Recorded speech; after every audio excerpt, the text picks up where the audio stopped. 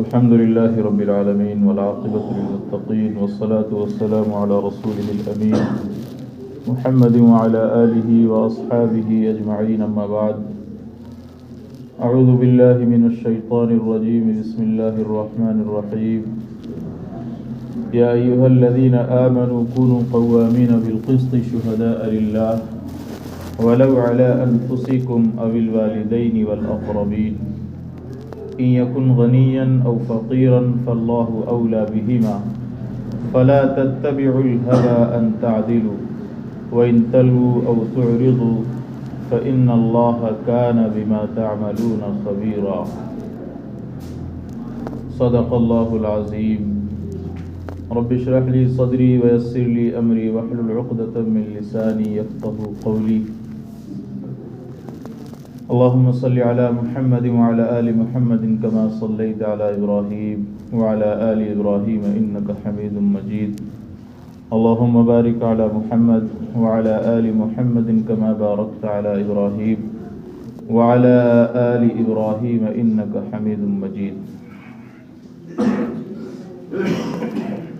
میرے محترم بزرگوں، دوستوں اور ساتھیوں، اللہ رب العزت کا بے انتہا احسان ہے، فضل ہے، کرم ہے کہ اللہ تعالیٰ نے ہمیں مسلمان بنایا.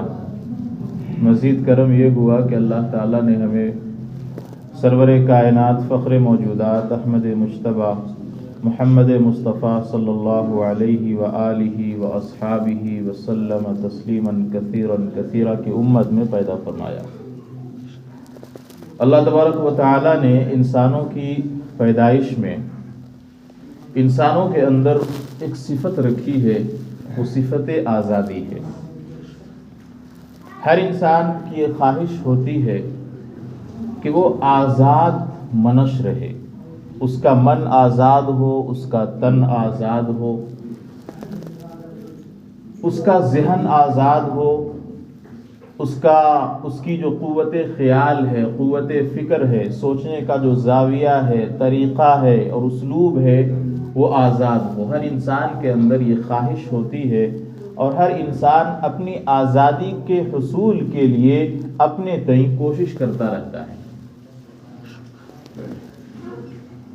آپ کو معلوم ہے کہ اللہ تبارک و تعالیٰ نے جب آدم علیہ السلام کو بھیجا تو انہیں خلیفۃ اللہ قرار دیا. انی جاعل فی الارض خلیفہ، کہ میں زمین میں ایک خلیفہ بنانے والا ہوں. خلیفہ کسے کہتے ہیں؟ جو ہو زمین میں لیکن بات وہ کرے جو اللہ چاہتا ہو، کام وہ کرے جو اللہ چاہتا ہو، فرمان وہ جاری کرے جو اللہ چاہتا ہو. اس کے تئیں، اس کے احکام کے تئیں اللہ تعالیٰ نے ایک رول بنایا کہ اس خلیفے کی بات کو تم مانو گے تو تم ہماری بات مانو. لیکن دنیا کے اندر جہاں شریف لوگ ہیں وہیں شیطان صفت انسان بھی بستے ہیں. ایک زمانے تک بلکہ یہ کہا جائے تو بیجا نہ ہوا کہ آج بھی کہیں نہ کہیں انسانوں کی آزادی کو ختم کرنے کی کوشش کی جاتی ہے. ایک زمانے تک دنیا کے اندر ڈکٹیٹرشپ قائم رہی، تانا شاہی قائم رہی. حکمران ایک ہوتا تھا، بادشاہ ایک ہوتا تھا، وہی جج تھا، وہی قاضی تھا، وہی وکیل ہوتا تھا، وہی جلاد بھی ہوتا تھا. جب جی میں آیا کسی کے سر قلم کروا دیے، جب جی میں آیا کسی گناہ گار کو چھوڑ دیا، جب جی میں آیا معصوموں پر ظلم ڈھا دیے، جب جی میں آیا مجرمین کو رہا کر دیا. یہ ڈکٹیٹرشپ ایک زمانے تک اس دنیا کے اندر قائم رہی اور آج بھی کہیں نہ کہیں کچھ ممالک میں یہ ڈکٹیٹرشپ، کنگ شپ کے نام سے ہم جانتے ہیں، وہ قائم ہے. بعد میں 80s میں اور 70s میں ایک انقلاب آیا. کارل مارکس کا آپ نے نام سنا ہوگا. یہ یہودی شخص تھا. اس نے لوگوں کو سمجھایا کہ یہ ڈکٹیٹرشپ جو ہے، جو تمہارا استحصال کر رہی ہے اور استیصال کر رہی ہے. استیصال کا مطلب ہے جڑ سے اکھاڑ دینا، اور استحصال کا مطلب ہے تمہاری قوتیں جو ہیں ان کو اپنے قبضے میں کر لینا. حاصل کرنا جو ہم بولتے ہیں اسی سے نکلا ہے استحصال. تو ہر چیز جو تمہارے اختیار میں تھی وہ اب تمہارے اختیار میں نہیں ہوگی اگر یہ ڈکٹیٹرشپ قائم رہی۔ تو کارل مارکس نے یہ نظریہ پیش کیا، اور وہیں سے آپ نے ایک لفظ سنا ہوگا لیفٹ ونگ اور رائٹ ونگ، یہ لیفٹسٹ ہیں یہ رائٹسٹ ہیں، تو یہ لفظ وہیں سے نکلا ہے۔ تو بہرحال اس کارل مارکس جو شخص تھا، اس شخص نے یہ نظریہ پیش کیا کہ جو ڈکٹیٹرشپ ہے، تانا شاہی ہے، اس کے خلاف تمہیں اپنی آزادی کے لیے تگودو کرنی ہوگی، قد و کاوش کرنی ہوگی، کوشش کرنی ہوگی، تب جا کر کے تم اپنی زندگی آزاد فضاؤں میں گزار سکتے ہو۔ جب اس نے یہ کوشش کی، اس کے ساتھ کچھ لوگ جمع ہوئے، اور پھر بعد میں یہ آج انقلاب کے نام سے جانا جاتا ہے، فرانس کا انقلاب، اور یہ انقلاب رنگ لایا۔ اور اس کے مقابلے میں جو ٹرم انہوں نے یوز کیا، جو اصطلاح انہوں نے استعمال کیا، وہ جمہوریت کی اصطلاح تھی، سیکولرزم کی اصطلاح تھی۔ تمام کے تمام لوگوں کو یہ بتایا گیا، سمجھایا گیا کہ تمہاری جو آزاد فطرت ہے، آزادانہ فطرت ہے، آزادانہ خیال ہے، اسے اختیار کرنے، اسے استعمال کرنے کا تمہیں حق دیا جائے گا، اور اس کی شکل یہ ہوگی کہ جو کرسی پہ بیٹھے گا، جو حکومت پہ بیٹھے گا، وہ تمہارے نومینیشن کے ذریعے جائے گا، تمہارے ووٹ کے ذریعے جائے گا۔ تم اگر چاہو گے تو اس کی کرسی برقرار رہے گی، اور تم نہ چاہو تو اس کی کرسی ڈاواڈول ہو کر کے ختم ہو جائے گی، اس کی سرکار گر جائے گی، اور اس کا نام جمہوریت دے دیا گیا۔ لیکن بدقسمتی سے قبل اس کے کہ مسلمانوں کو اور دوسری قوموں کو ریئلائز ہوتا، اس بات کا احساس ہوتا کہ جس کشتی پر ہم پاؤں رکھنے والے ہیں، جس ڈگر پر ہم چل رہے ہیں، وہ ڈکٹیٹرشپ سے بھی زیادہ تباہ کن اور خطرناک ہے، اندازہ کسی کو نہیں ہوا۔ قبل اس کے کہ انہیں اندازہ ہوتا، جو لوگوں کی سازشیں تھیں جمہوریت کے نام پر، سیکولرزم کے نام پر، وہ کامیاب ہو جاتی ہے۔ اور آج کی حالت آپ دیکھیں، یوں تو نام کے ہم ووٹ بھی کاسٹ کرتے ہیں، ووٹ ڈالتے ہیں، لیکن آج بلکہ یوں کہنا چاہیے کہ گزشتہ زمانے میں بھی جو فیصلے ہوتے تھے وہ سروں کو دیکھ کر کے ہوتے تھے۔ جن کی تعداد زیادہ ہوئی وہ الیکشن میں کامیاب ہو رہے ہیں، جن کی تعداد زیادہ ہوئی ان کے حق میں فیصلہ ہو رہا ہے۔ ابھی ماضی قریب میں بابری مسجد کے قضیے کو آپ دیکھ لیجئے، 10 پروف ایسے تھے جو مسلمانوں کے حق میں تھے، لیکن سر ان کے پاس زیادہ ہے، تعداد ان کی زیادہ ہے، طاقت ان کے پاس ہے، لہٰذا سپریم کورٹ نے ڈائریکٹ فیصلہ دے دیا کہ بابری مسجد نہیں بنے گی۔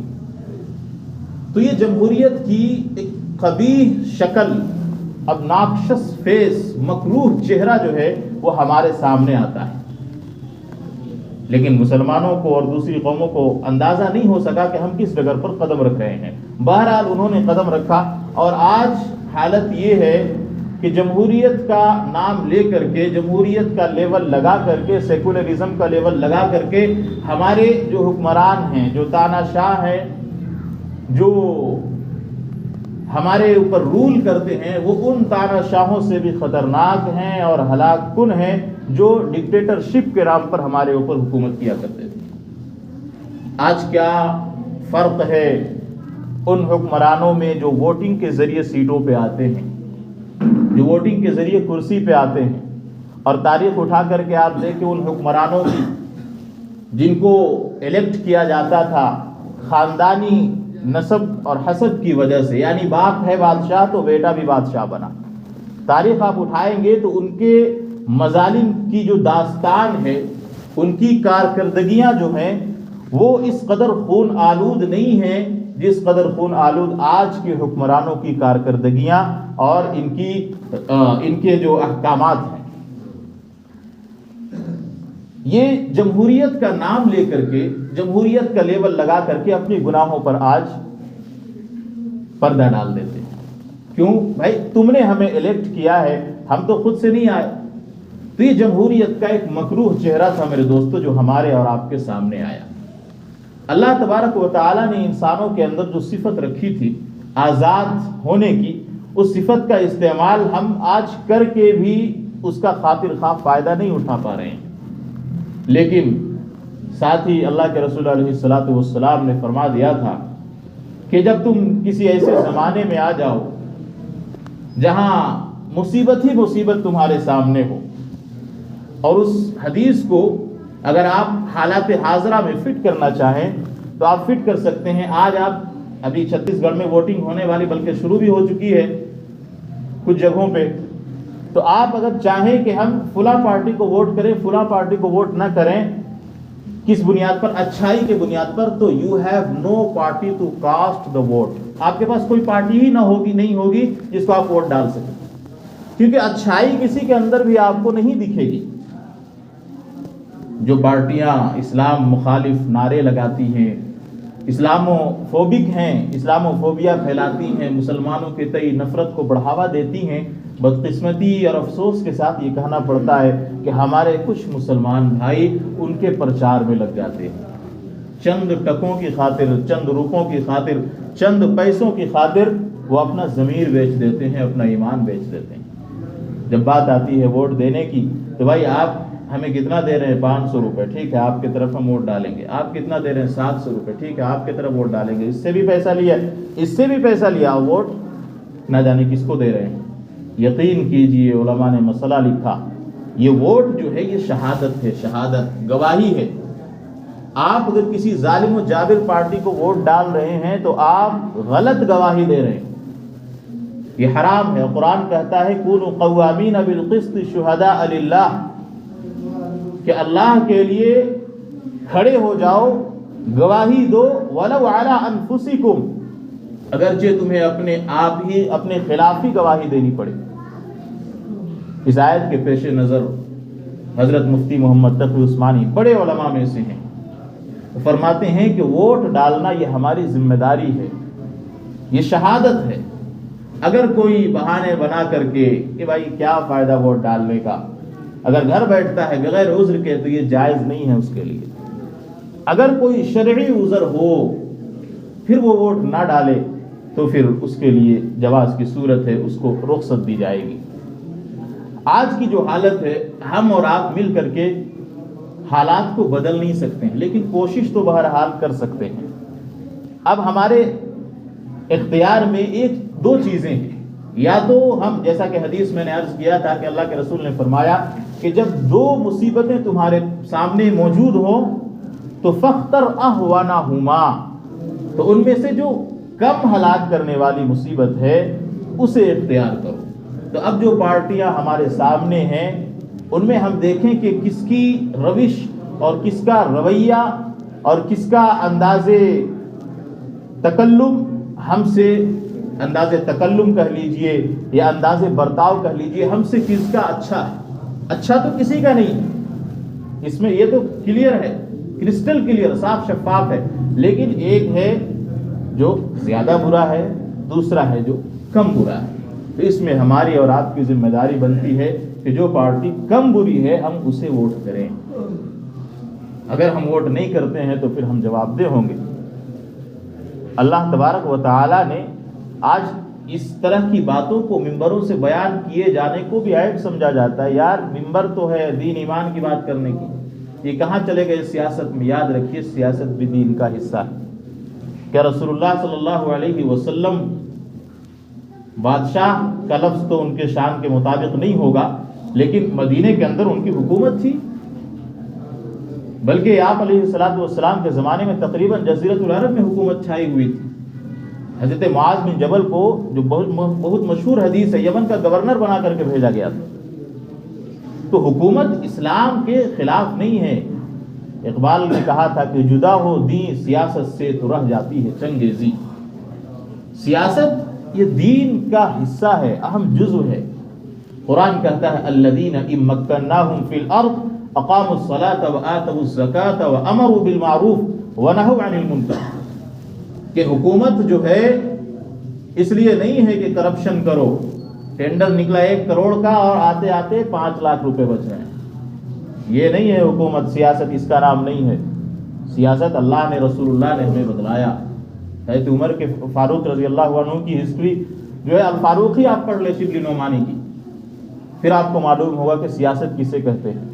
تو سیاست یہ دین کا حصہ ہے۔ یہ کہنا ہمیں بند کرنا چاہیے کہ سیاست سے بھائی اسلام کا کیا تعلق ہے۔ اسلام جو ہے زندگی کے ہر گوشے ہر پہلو کی رہنمائی کرتا ہے. اور سیاست کے پیچھے مقاصد کیا ہے؟ اللہ نے یہ فرمایا قرآن کریم میں کہ یہ لوگ ایسے ہیں. صحابہ کی صفات کو بیان کرتے ہوئے اللہ فرماتا ہے اِمَّكَّنَّاهُمْ فِي الْأَرْضِ، اگر ہم انہیں زمین میں حاکم بنا دیں تو کیا کریں گے؟ اقاموا الصلاۃ، نماز کو قائم کریں گے. وآتوا الزکاۃ، زکوٰۃ ادا کریں گے. صرف نماز کو قائم نہیں کریں گے، دوسروں کے نماز کے قیام میں خلل بھی نہیں ڈالیں گے، دوسروں کو اس کی اجازت ہوگی. اس سے آپ بات کو سمجھیے کہ اگر ہمارا حکمران ایسا ہو جس کا ذہن ہمارے ذہن سے مطابقت رکھتا ہو، ملتا ہو، تو ہمارے وہ عبادات جن سے بعض اسلامو فوبک کو تکلیف ہوتی ہے ان سے کم وہ منع نہیں کرے گا.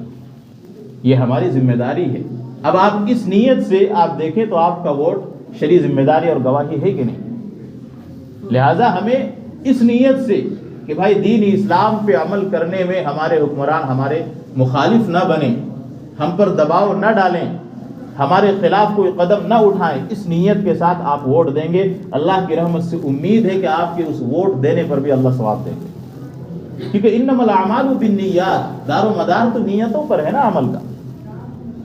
الیکشن بالکل قریب ہے، اس میں ہمیں اور آپ کو اپنی ذمہ داری سمجھنی چاہیے.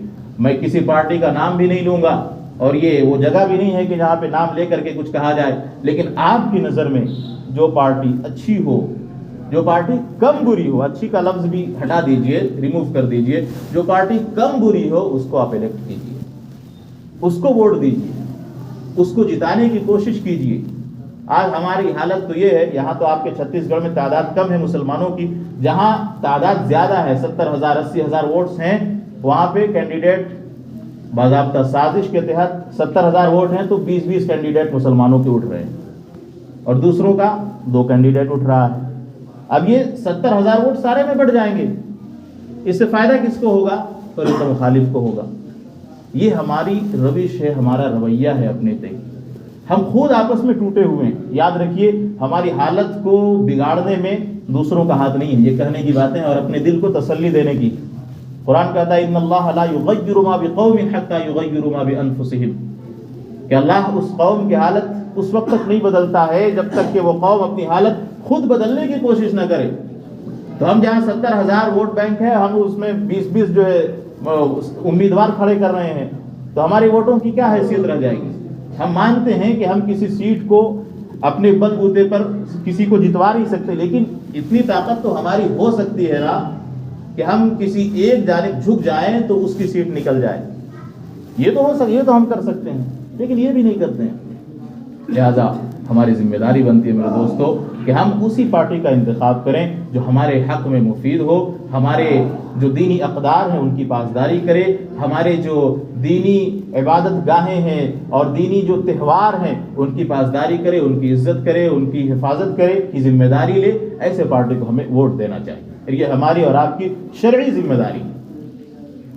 اللہ سے دعا ہے کہ اللہ تبارک و تعالی ہمیں کہنے سننے سے زیادہ عمل کی توفیق عطا فرمائے. ایک گزارش اور بھی ہے کہ ماشاءاللہ آپ کو معلوم ہے کہ جبل پور میں اجتماع ہو رہا ہے. الحمدللہ ثم الحمدللہ آپ حضرات نے نام بھی لکھوائے، پیسے کچھ تو الحمدللہ جمع ہو چکے ہیں، کچھ پیسے باقی ہیں. آپ سے گزارش ہے کہ بھائی دیکھیے حدیث پاک میں رسول اللہ فرماتے ہیں صلی اللہ علیہ وسلم کہ دیکھو تم جو مال صدقہ کرتے ہو، جو کپڑا پہنتے ہو، جو کھاتے ہو، یہی 3 چیزیں تمہارے حصے کی ہیں، تمہارے فائدے کی.